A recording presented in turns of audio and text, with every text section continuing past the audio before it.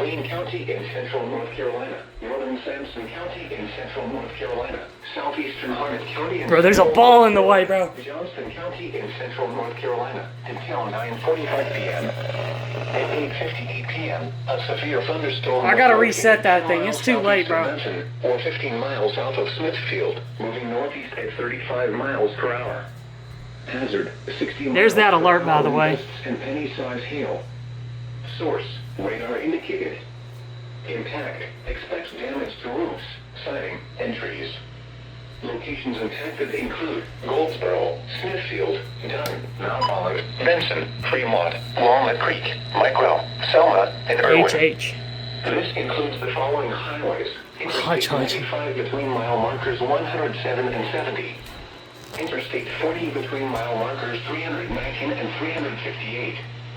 For your protection, move to an interior room on the lowest floor of a building.